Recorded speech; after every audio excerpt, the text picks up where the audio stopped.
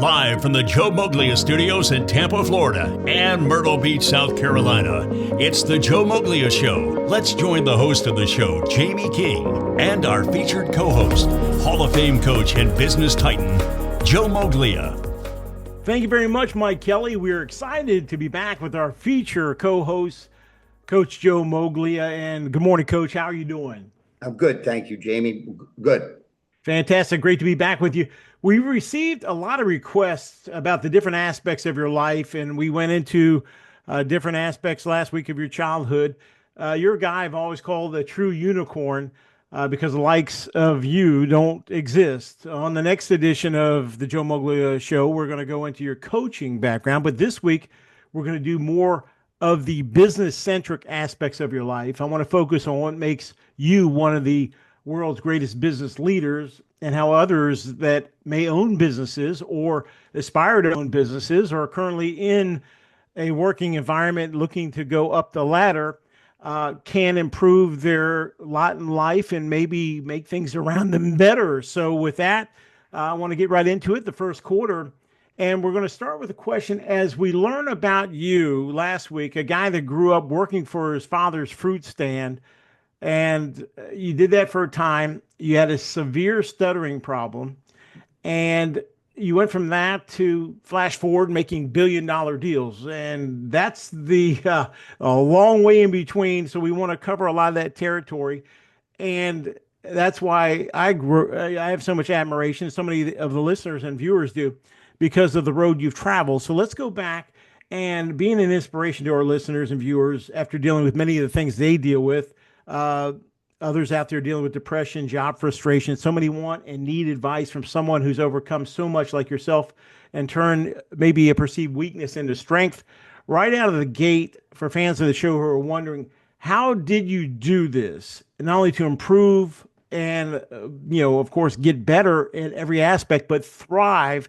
People want to know when they do have those big things in their life that may be pulling them down, how they can overcome them. What's your best advice? I think a lot of people know that I grew up in a gang area. I had uneducated parents. My dad never finished second grade.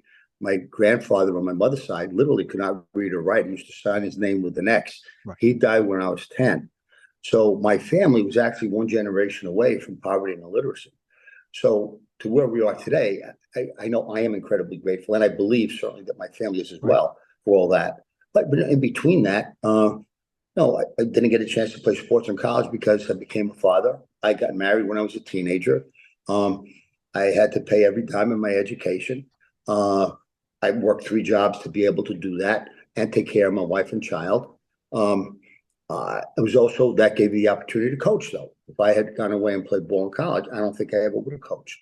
So my sophomore, junior, senior year in college, I coached high school ball during the season, worked with my father's fruit store in the off season, and majored in economics. I wanted to go to Wall Street. But I really, truly love the coaching. You understand what that is. The impact that it had on me, the impact I felt I had on others. I gave myself a shot where if I could get a head high school job, just as a 22-year-old kid, but having had 3 years of experience, just maybe that I would have the opportunity to have a real career in the coaching world where I'd want to be the head coach at a major school. All right, well, that happened. Then I'm coaching for 16 years. I've got 4 kids, 5 different jobs. Defensive coordinator at Dartmouth, and I get divorce papers from my wife, and I can't afford to live independently and support my wife and children, so I moved into a storage room in the football office. January 1984, when Miami beats Nebraska for the national championship, I get an opportunity to join the Miami staff. There was no better job. It was perfect for me, but back then we didn't make much money. My kids are still going to live in New Hampshire by Dartmouth. I'm a little Carl Gables. I don't believe I could do my job as a coach if I can't live up to my responsibility as a father. Now, once I couldn't take that job, then I realized I probably had to get out. But because of my experience in college, I knew if I were going to go to Wall Street, I wanted the institutional. So I wanted investment banking, not necessarily wealth management. I didn't want to be a retail finance consultant, at least not then, not at that time. And I'm still coaching at Dartmouth. But then I say almost the same thing I did when I was 21, 22. If I can get an institutional job, a legitimate firm on Wall Street, I'm going to take it. And I was blessed and fortunate enough for Merrill Lynch to give me a shot at an MBA training program. You know the story there. It's 26 of us, 25 MBAs from Harvard, Stanford, etc. One football coach, the guy's never going to make it. Okay, so just from there to there, from like being in a gang from the time I was 10, going through all my stuttering issues, which I still have, and a trainee didn't make much money then. I had to move in with my parents. So for 4 years, I did not live on my own because all I did, every dime I had, I needed to take care of my family. All right, so that's a pretty big jump. That's a 20+ year jump. But when I went to Wall Street, I knew how to handle myself under stress. I was a good learner. I had the skill sets for the job, but I didn't have the education for the job. Right. So I had to work really doubly hard, harder than the MBAs to be able to kind of figure that out. I was a very good listener. I began as a bond salesman. Again, bond salesmen make very, a lot of money if they're doing well. By the same token, if they're not doing well, they're getting fired. Right. So for me, everybody liked the story that I was a football coach, but I didn't want to get any business because I was a football coach. I wanted to get business because people thought I was really good and I could help them do their job better. So their bonuses, the portfolio managers, at the mutual funds and the insurance companies, the pension funds, that if I help them do their job well enough, they get a bigger bonus. They want me to get more business because of that. I did a very good job with that. I got my opportunity to move up in executive management. And by the time I began as a trainee in 84, I was a sales guy, first year sales guy in 85. I was number one salesperson in the world by 88. Started moving executive management, at least in 1990. By 1992, I was executive management. So it took all of that. It took 4 years not living on my own, or living in a loft with no heat, by the way. There were times when I was coaching the Dharma, probably a dozen times, where I slept in a car overnight and fabricated my T&E for a hotel so I could pay my oil bill. All right. So you didn't just go from here to doing $1 million, billion-dollar deals. But I did well at Merrill Lynch. I'm very, very proud of my career there. And then when I got to Ameritrade, we were going out of business, but we figured that out. We did great there. And that's when the deals started to become more significant. So one part of my life, incredible memories, incredible, wonderful memories. Very, very proud of the first time around as a coach, but it was very, very difficult financially. And from a personal perspective, it was difficult too, going through the divorce, living in a loft, et cetera. Right. But then went from that to working really, really hard and being one of the best I could be at what I was doing. And you got paid for that. Right. So I got rewarded for doing something that I did really, really, really well. Right. And then I started making enough money to make sure my family was taken care of. And then for me, obviously, to be able to live on my own, take care of myself and do all those things. So it's not like this is the switch. That's a 20 to 30 year progress. And I wanted to ask you, people who are driving right now in their cars, listening or watching us on video, are wondering about what some call failure, others call trial and error. How did you personally overcome when doors closed in your face and you got denied or you had those bad days? And folks, I want to let you know one thing, having come to know Joe through the years, and you see the glitz and glamour now, and he's at the top of his game in all ways. But that road he just talked about, that 20, 30-year road, was not an easy road. And I hope the book and the movie describe this in detail because it'll be fascinating. And we're trying to condense it. It's hard to do. But, and I'm not going to say fail, because you probably don't think I fail. You probably think maybe I didn't do it this time, but I'll get it the next time.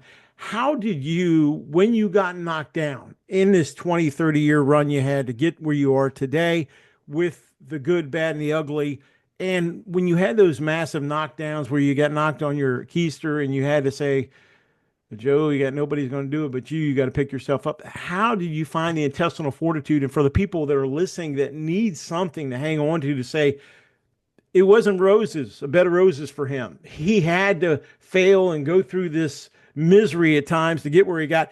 How, in best advice for people that are struggling, that keep getting the door slammed in their face or told no, or you're not good enough, and all those things that you dealt with, how would you, as best you can, sum that up in terms of when you dealt with the negatives in that run? Yeah. So, first of all, you said, there are times you get knocked on your keister and you got to get back up. Well, the first time that happened, in my neighborhood, I got a fight maybe once every couple of weeks with my brother. And I got in a fight probably every 2-3 weeks just in the streets. So most of those fights I won, not all of them. So there were times where I did get my ass kicked and I had to be able to come up and figure that out. Right. And then there were times where I just get in trouble because I was doing something I wasn't supposed to be doing. I really felt bad because of that. But then I turned that around. I wasn't going to do the same thing again where I'd get in trouble again. I didn't want to support my parents. All right, then, and in times school is time where you fail a test. Okay, I got to work harder next time because I know I didn't work as hard as I should be. But then later on, the first time when I really applying for jobs was applying for a coaching job when I was 22. I applied to 100 schools. I got 99 no, but I got the one yes. So later on, trying to break into college. Right. I can't tell you how difficult it was for me to break into college coaching because I didn't have a college background in terms of playing. I didn't know anybody. Really, I wasn't well connected like that. Fast forward, you know how difficult it is for a non-MBA back then to get an institutional MBA job at a top-tier firm? Incredibly difficult. Yeah. I didn't give up. There was no social media then. That was one phone call after another phone call after another phone call after another phone call. So then the time winds up going on. I'm at Merrill Lynch, and I have the greatest loss the firm ever had in the history of the municipal business. I went through one divorce, went through another divorce. I'm disappointed when my team's not doing as well as it should, or I'm not doing as well as I should, or one of my loved ones not doing as well as it should. But that happens. That's life. You got to deal with life, and you got to move on. So standing on your own 2 feet, not blaming anybody else, taking responsibility for yourself means there are no excuses. You try to figure out what you did wrong and analyze that. What you forget, don't do that again or fix it.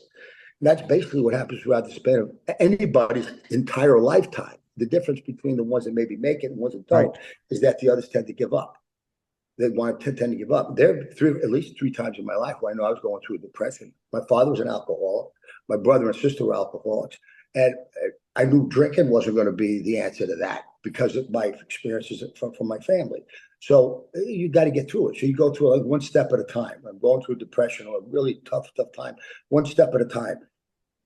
I'm not worried about climbing a mountain. I'm worried about getting 50 yards up, the first 50 yards up. But you don't give up, analyze what you did wrong, and you move forward from there. My backstory, I went through a lot of physical, verbal abuse growing up, and I was always told you're less than, you'll never be. And so I've always known myself, my greatest fear was fear of failure, of proving somebody, hey, maybe he's right. I can't do this or I won't. So that it drove me to the lengths I took to try to be successful and strive. And I see you and what you've done. Did that fear of failure propel you? Was that ever in your mind, or did you look at it differently? Fear. Once I had a job, there was fear. I wasn't afraid of not getting a job. Right. Once I had a job, it was part of it was fear of failure. And I always wanted to be the best I could be. But when I was taking a test, for example, I wasn't trying to get a 90, but I didn't want to get anywhere close to 69. I didn't want to do that. Right. But kind of in the business world, it was always, if I'm going to get up a bat, I'm not afraid I'm not going to get a hit. I'm going to get another chance to get up a bat. Right. I think academically, there may have been a fear of failure, but I think in my lifetime, I know what the risk reward is. I know what's a good job, what isn't a good job. Right. Then I was only driven to be the best I could be. And then when I failed, it was just a matter of not giving up, figure out what I could do better going forward. I was not afraid of failure in the coaching world or the business world. I thought outside the box. I did stuff other people weren't doing in both of those worlds. But I think from an academic perspective, that was the case. I was afraid to fail. I wanted to ask you, everybody struggles, everybody needs a hand out or a hand up. And throughout your career, early on, can you go back and tell me of a special person or persons that helped guide and mold you as you were climbing the corporate ladder and trying to get your feet under you and excel? Somebody that maybe, you've always looked back and say, boy, that one person or 2 people, those people altered the trajectory of my life. Can you go back and tell me those 1 or 2 people that were so significant to you that really helped you get to this point? I think this is good advice for everybody. I've always been open to hearing what other people have to say. So it could have been a colleague. It could have been somebody who worked for me. It could have been my brothers or sisters. It could have been a buddy. It could have been a lot of different people. So I was always open to hear what other people said. Then once I analyze that, we make a decision and we move on. And that would be true of my bosses, of course. Right. So I've always been open to advice, at least thinking about it, and then making my own decision. But I think the 2 people that helped me most in my life, it sounds like a cliche, but for me, it's not. It's my mother and father. My mom always had, I've got a good sense of humor. The glass is always half full for me. I normally have a smile on my face. I'm a realist. On the realistic side, I'm an optimist. That all comes from my mom. All comes from her. On my dad's side, the glass was half empty. Dad while I loved Dad, he wasn't a BAM guy. I went to dinner together, and for whatever reason, I know he used to like to drink pineapple juice. So he's sitting at the head of the table, I'm on his right, and he's using his hands like I do, as Italians do, and he knocked his pineapple juice over. He started yelling at me, "See what you made me do?" And I'm thinking, I'm sitting here doing nothing, Right. and he couldn't even take that responsibility. He's blaming that on me. That's kind of the way he was. I also never liked the way he had like 3 guys that worked for him, and I never really liked the way he treated them, or frankly, the way he treated me when he was mad. So much as a leader of what not to do, I learned from my father as a teenager. And I think I'm not going to, if I have a chance to have my own fruit store, I'm not going to do it that way. Well, I never had my own fruit store, but I had other things. And I think, so from a leadership perspective, I learned a lot from my dad as to what not to do. One thing I did learn from my dad from a positive perspective, Dad was a very hard worker. He knew his primary responsibility was to take care of his family. He did that. I think I certainly did that. I was a hard worker. Dad wasn't a risk taker where I am.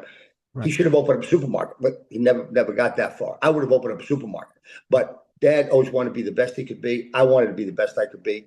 And I was a hard worker, and I took taking care of my family and my loved ones very, very seriously. So all of that I got from my parents. Okay. Some of it was what to do or how to act. Some of it was what not to do or how not to act. Looking back in terms of advice through your life, people will give you advice, solicited, unsolicited. Is there any advice from any one key individual through your life that when they said it to you, you were like, I'll never forget that, and boy, I'm going to apply that, or that's something that has always kind of guided me? Was there ever that key advice that you still to this day? I know BAM is center of everything you do, but in terms of that one person maybe that gave you something that you really felt has always been tried and true that you lean on in tough times and good times? One of the guys that was my boss that became president of Merrill Lynch, his name was Herb Allison, and I remember one time we were having, probably every few months we'd have dinner, and I remember he talking to me about, you're trying to be really excellent in a lot of different things. That's not going to work. It's not going to work. But you've got to do a good job of prioritizing, and don't worry too much about the stuff you can't control. I think I became an expert at that. And I started to learn that early on. But at Wall Street, I remember coaching. I coached 16 years the first time around. I had 5 different jobs. Wall Street, I sold for about 5 years. Then almost each time after that, the longest I was in a job was 2 or 3 years. Maybe 4 was the max. So I was always learning as I went. So I started to prioritize before I even heard that from him.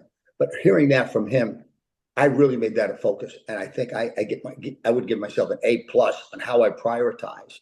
Okay. And while I'm aware of other things, I'm not going to worry about stuff. I'm not going to worry about stuff I can't control. It allows me to focus on things that really make a difference. And I think that's a competitive advantage. Many listeners and viewers of the show that have their own business right now, many are working hard, but not seeing great results at this moment in time.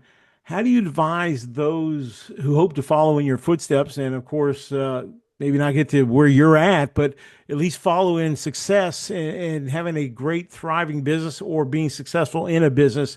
If they're not seeing the results of the hard work, what's your best, you mentioned earlier about dusting yourself off, but best advice for people that may be just hitting that wall repeatedly, what would you say to them?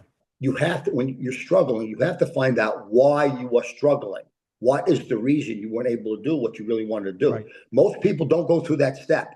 That's a major mistake. A lot of coaches don't go through that step. Self-analyzation, yes. Yeah. So what is the real reason that you're having a problem? And then once you understand what the problem is, then you analyze it in a way that say, okay, then what's the solution? You come up with a solution. And if that's not the right solution, well, then what might the next be? But you need to understand what the problem is, period. Right. You need to understand what that problem is. Now, it's also not a matter of following somebody's footsteps. It is a matter, though, I think for me, I say it again and again, it is the BAM philosophy. That is a leadership acronym. Be a man is what it stood for because of my football team. Right. But a real man, a real woman, a real leader stands on their own 2 feet, takes responsibility for themselves, treats others with dignity and respect, lives with the consequence of actions. Within that, you have to really know who you are, spiritual sound. You have the guts to do what you believe is right, and you got to recognize this about others. In that, you don't give up. You expect the best of yourself that you possibly can. That's the standard. If that's the standard, it doesn't matter what anybody else is doing. That's the standard that fits you. That's what you do. But the key here is analyze what you're doing wrong so you can fix it. If you don't find out what you're doing wrong, you're probably not going to fix it. Self-analyzation is great. And I think that's a great point you just made because everybody around you, hey, you're doing great, you're doing great, you're doing, but the self analysis and being honest with yourself, and that's something you do a lot of as far as, looking at what you're doing, what you can do better and all that. Some people don't want to hear that. It's hard to hear or hard to think, hey, I'm not doing great. But like you said, if you look at it, you keep banging your head, you've got to, take some stock of what you're doing and what you can do better. So that's great advice in your business life. Was there that signature moment, the signature deal, or was there, what goal was achieved? Where did you get to the point where you say, hey, Joe, you made it, you did it, you've got where you want to be and you're doing great? What signature moment, maybe in your timeline, where you said, yeah, I'm going to the moon from here. This is it. This is a big moment for me. What was that signature moment for you? Surely there were many moments with regard to Merrill Lynch and in my coaching profession that were really meant a lot to me. But I think in terms of Ameritrade, I mean, I moved my family from New York City to Omaha, Nebraska. The firm was definitely going out of business. They're not making money for 25 years, and this is the dot-com bubble recession. We're going down the tubes almost. And but we figured out who we really were, and then we focused on we figured out what was wrong. And we put together a business plan that addressed that. And the first two deals that we did, we bought National Discount Broker for all for stock, when we were $700 million for about $135 million.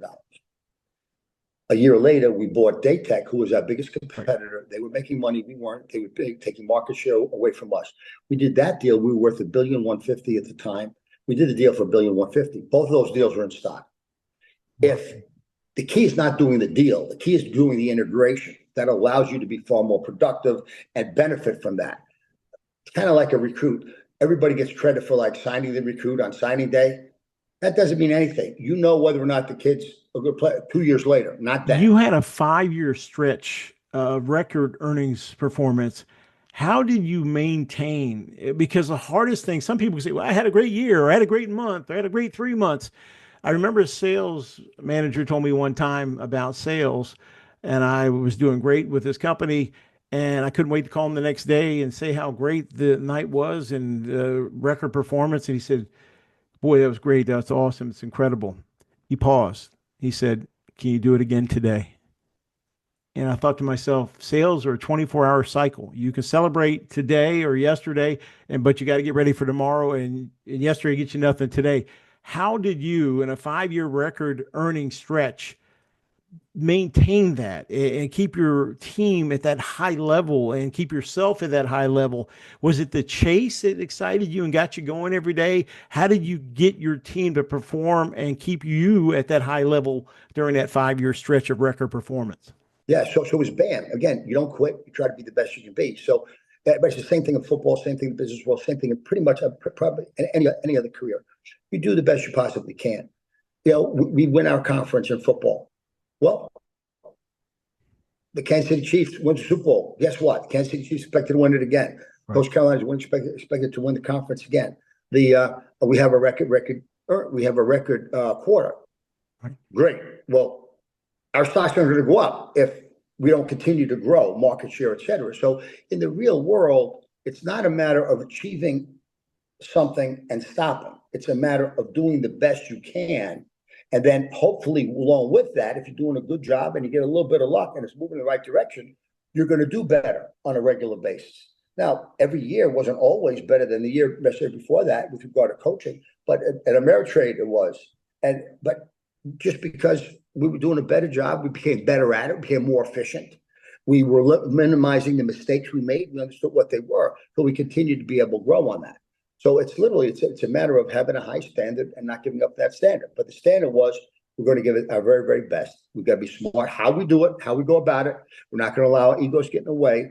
We're going to know what our mistakes are. We're going to know how to fix those. We're going to prioritize really well. All the things we've been talking about, doing those things better and better is the key to that. Right. It's not working 18 hours instead of 14 hours a day. Right. That's not the key. The key is making sure you understand what you're doing and you're really, really working to be as good as you can be at it on a very regular basis. I'm going to mention a couple people in this segment, friends of yours, and I'd like you to talk about them and a few of the other questions we have about what makes them special and why they are in the positions they're in. I'm going to start with Warren Buffett. Buffett, you've talked about him being a compounding machine. You wrote that investors can go long and win with discipline. We'll talk about that philosophy that he has, but what makes Warren Buffett, in your estimation, the man he is? I think without question, I talk about spiritual soundness, knowing who you are so you can make decisions with regard to a career path, regard to relationships that are the right decisions for you. Warren, from the time he was 20, maybe earlier than that, really loved the markets, loved the idea of making money, loved the idea of understanding stocks. He went to Columbia to be able to learn better about that. So from the time he was 20, he just now stepped down. At the end of the year, he's going to step down as CEO and chairman of Berkshire Hathaway. That's for 75 years. He's been doing something he absolutely loves doing. He's got an incredible amount of wealth. He could have stopped 40 years ago if he wanted to. He does it because he loves doing it. He loves doing it. And he has his own hobbies. He's got a reasonably well-balanced life. He doesn't work 16 hours a day usually, but he loves what he's doing. He loves doing that on a daily basis. Then he enjoyed playing bridge or enjoyed playing golf or enjoyed doing whatever else he would do. Warren did what he loved doing. He was excellent at it, and he never wanted to give it up. He just kind of stuck with it. He just stuck with it. And you mentioned in a post you had about him being a compounding machine. I want you to expand on this a little bit. You wrote that investors can, quote, go long, unquote, and win with discipline. Can you talk about his philosophy and what you were trying to go through and let us know when you posted that about him? Well, with regard to compounding, that is one of his favorite principles with regards to how to make money. So let's keep it as simple as possible. Let's say you buy a stock for $100 that pays a 4% dividend. If the market goes up or down that year, if it stays flat, you still make 4% on your money. If the market goes down, okay, you're going to lose whatever the principal is, but you're still making 4% dividend. If the market goes up, you get all that benefit plus the 4% dividend. But let's say nothing happens. The next year, you now have $104. Right. You get a 4% dividend on $104. That's more than $4. That's $4.25. Right. As that happens over years, that the $100 number becomes bigger and bigger and bigger and bigger to the point where 30 years from now, at something like, if you got 10% a year, which is a lot, but 30 years, your money would probably quintuple. Right. Maybe far more significant than that. Right. So that was number one. The second part of it is you need to have a strategy, a plan. And then when the markets go crazy, and you got to be ready for the near term with the tariffs and the uncertainty, et cetera. But we still believe long term we're going to be okay. So when the market gets hit badly, we're buyers. We're buying the names that we like. And on strength, but just a week ago or so, we just trimmed 13 names. We trimmed as is doing well, so you have enough cash when things correct. We're able to jump in there again, but you cannot panic. That's what I mean by the discipline. Joe Moglia is a feature writer in Forbes magazine, and in one of your articles I really enjoyed, you mentioned some leaders, and this is great for leaders out there that aspire to be leaders or leaders that are currently leaders, about leaders that sometimes lead by fear and maybe some intimidation. And you talk about the conflict there and why that doesn't work and will flame out eventually. Can you speak about the importance of being kind and respectful, showing love and compassion to the people that work for you every day and lay it on the line versus those that don't appreciate and try that iron fist type mentality? One of the very key principles of BAM is treat others with dignity and respect. So I don't care who you are, I don't care where you are, I don't care what your position is, I don't care if you're lowest on the totem pole, highest on the totem pole. How you treat others is critical. A good leader treats others with dignity and respect. Now, as a leader myself, looking at it, it's very, very clear. I want everybody to understand what we're trying to do. Then everybody has the freedom. I delegate really, really well to do what they need to do to be able to get the job done. And as long as they're doing that, again, how do we get better? How do we do this? How do we do that? If we have a problem, how do we fix it? So that's the standard. Now, if you're not living up to that standard, you're going to have a problem with me. If you are living up to that standard, we're a team. Sometimes one group's going to do better than what the other team's going to do. How can we help each team to be the best they can? But at the end of the day, I don't care what the story is. You treat others with dignity and respect. If I have to fire somebody which I have done, if I've let somebody go, which I've done, it's painful for me to do that. But most of the time, I do everything I can to make it's a generous severance package. It's a generous severance package. Right. And I do that part because I feel horrible letting somebody go, and that eases my conscience a little bit, probably. Right. But I know I'm doing the right thing. If I had one real criticism of myself over the span of my career in football and the business world, I probably let people stay in a position too long, trying to give them a second chance. Right. Those, in hindsight, were almost those mistakes.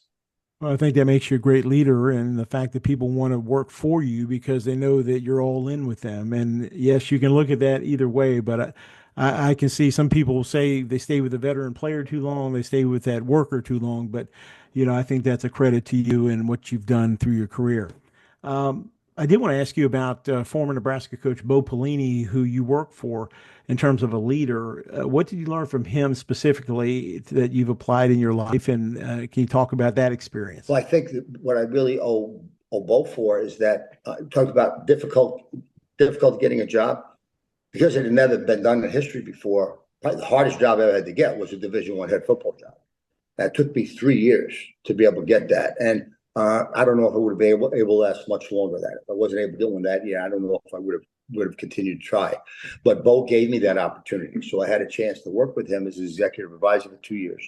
And I learned a lot in terms of what's going on with the game of football. But again, like anybody else, Bo has his style. I have my style. Right. Bo would tend to be tough on the coaches, not as tough on the players. To me, the coach, I know what the coaches' jobs are. Again, there's a band philosophy that they got to be able to live up to. That's it. If you're not doing that, there's going to be an issue. Bo had a bit of a temper. That's the reason why he had a problem in Nebraska. So you got to be able to control yourself under stress. Bo is a very, very good football coach. He probably could have been a little better organized. So the things that maybe he wasn't really good at, just like my father, I made sure I was good at. But Bo is a good man. He's a very smart guy. Always wanted to know why. Always wanted to make sure he understood it. I thought he was an excellent teacher. All those things were very positive for me to kind of pay attention to as well. Something's not working. Bo's ego does not get in the way with regard to that. So I learned mostly for Bo. He gave me the opportunity to at least have a bit of a resume and get back and understanding the game again in order for me to get my job. And then from him, there were so many things I did learn, and a couple of things he just wasn't that good at that I made sure I was good at. But Bo was a good man. I'll always consider him a good friend, and I'll always owe him. Two personal questions to close out this segment. If I was able to sit down and interview your parents, John and Frances Moglia, and I told them about all the things you've done, all the accolades, all the collective success you've achieved, what would they say about their son? And would they be surprised in some way at your monumental success? How do you think they'd both respond if I was to ask them their feelings of what you've achieved? What would you say? I think coming from, a difficult socioeconomic situation in Ireland, as my mom did, growing up in a food store, that was it. Serving in the military for my dad, living in the neighborhood we lived in, and we were always grateful because we had our own business. My father had his own food store. I think they expected me. I think they thought they knew I was a hard worker. They knew I was a pretty good student. They knew I was a reasonably good athlete. They knew all those things, and I think they felt that I would be successful. I don't know, coming from where they came from, they ever even understood what might have actually happened with me. Now, they would not have predicted that. That was not in their world. Okay. That was not in their world. And I know, though, my mother was incredibly proud when I started to make it as a sales guy at Merrill Lynch. I started to get paid very, very well. She was incredibly proud of that. And Dad, I think, on the other hand, it was a little bit bittersweet because he wanted me not to go to college and work for him in the fruit store. And then when he thought I was going to go to Wall Street, because when I graduated, he thought that was pretty cool. Then I told him I was going to continue to coach. He thought I was wacko. So Dad didn't like me in the coaching world per se, and he didn't like me as an athlete because I wasn't in the fruit store. Right. And then as I think, remember, then I struggled. Keep in mind, they knew that too. They were aware of the fact that when I made the transition to Wall Street, I had to live with them. I had to move it back in with them. They're aware of all those things. So when I started to do well on Wall Street, it was also when my mom died, and my dad started struggling with alcoholism. And I know deep down he was proud of me, but I think also deep down I don't know if he ever really recognized kind of what ultimately happened there. And my mom, she would have been just super proud along the way. But I don't think either one of them would have predicted it, because that was not in their thought process. That, people living and doing what we are. Again, he didn't want me to go to college. All of a sudden wind up,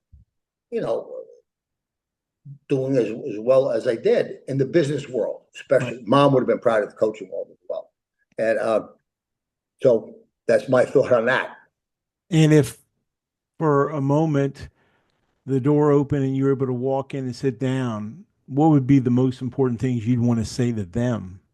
Of course, you talk about reuniting, of course, but what would you want them to know about your journey, and what would you say to them? How would you encapsulate it to mom and dad about what you've done?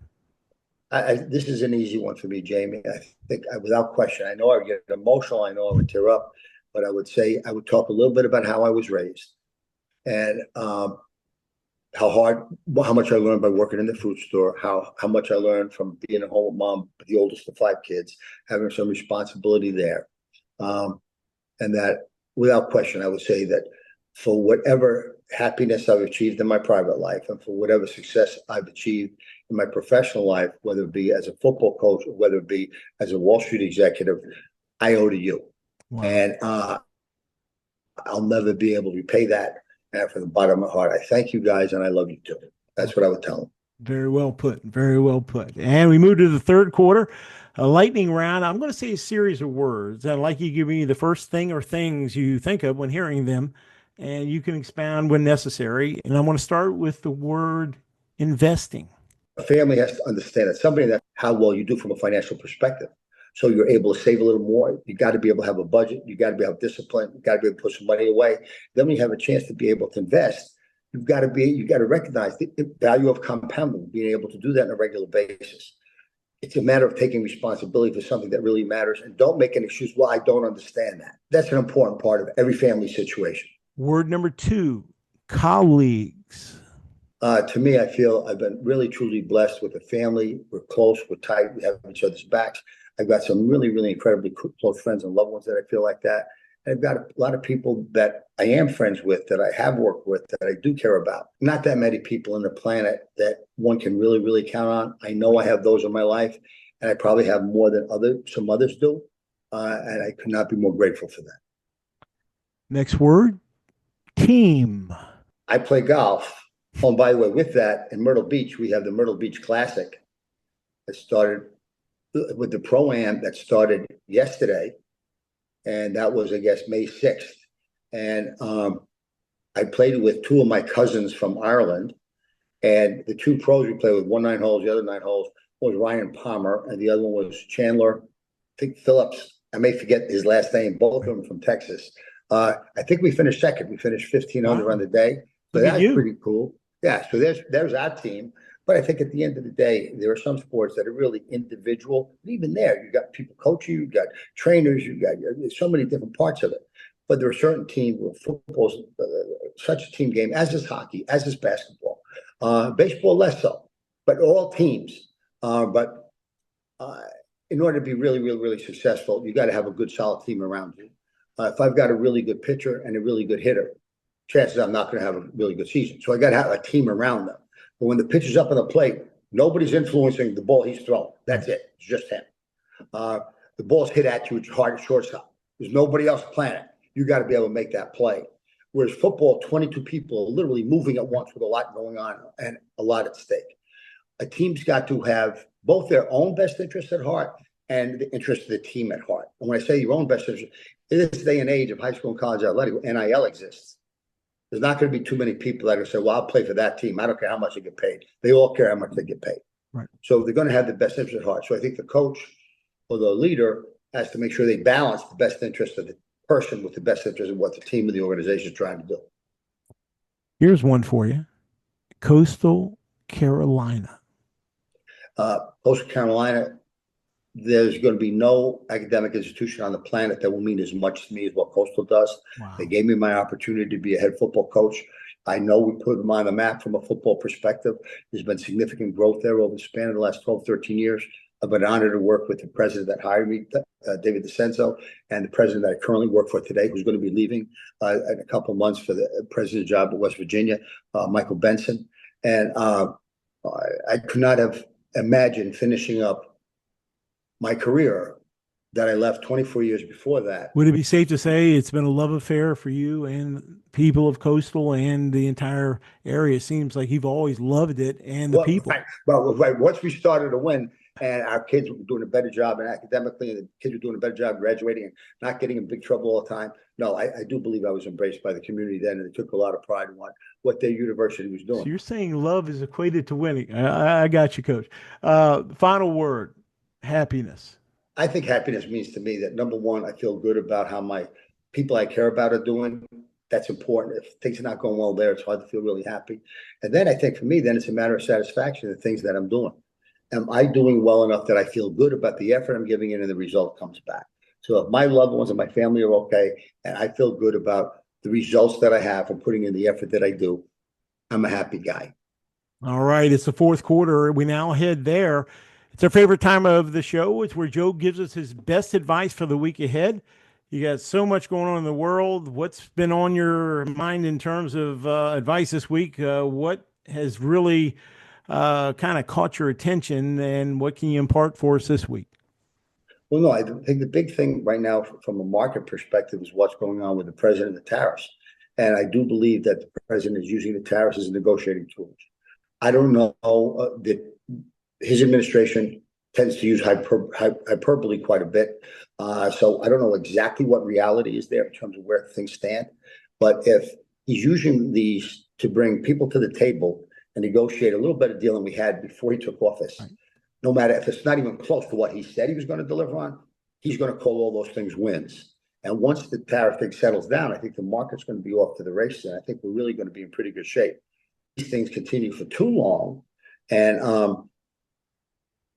they're not able to deliver on what he's going to deliver. We're going to be in a recession. So I think it's worthwhile to pay attention to what's the results of the tariffs. And while the administration is saying a lot of positive things, we don't know yet. We don't know what's going to happen. So we'll see. So let's keep our fingers crossed about that. Amen. We want to thank everybody. Amen, brother. Absolutely. We want to thank everybody for taking part in this business-centric edition of the Joe Moglia Show. On the next episode, we promise we're going into the coaching career of Joe Moglia. We're going to go A to Z on the coaching aspect, get his thoughts on NIL and all the things happening in the world of college football. And by the way, if you go to Forbes, he's got so many great articles on not only business, but sports, and they are informative and you don't want to miss them. Once again, Joe Moglia in Forbes magazine. Coach, always a pleasure. This has been a great, trip down memory lane, learning so much about what made you who you are. And we thank you for giving us the time. Thanks, Jamie. Thanks, everybody. All the very best now. That's going to wrap up another edition of the Joe Moglia Show. But remember, you can hear Joe on ESPN Sports 106.1. You can follow Joe and learn all things about Joe Moglia at Moglia.com. That's Moglia.com. For Hall of Fame coach Joe Moglia, I'm the Sports King, Jamie King. Thank you for joining us, and we look forward to being with you for the next edition of the Joe Moglia Show. The Joe Moglia Show thanks video producer and director, Mr. Rob Matea. On the ESPN audio side, we thank producer Alan Sandman Sandage.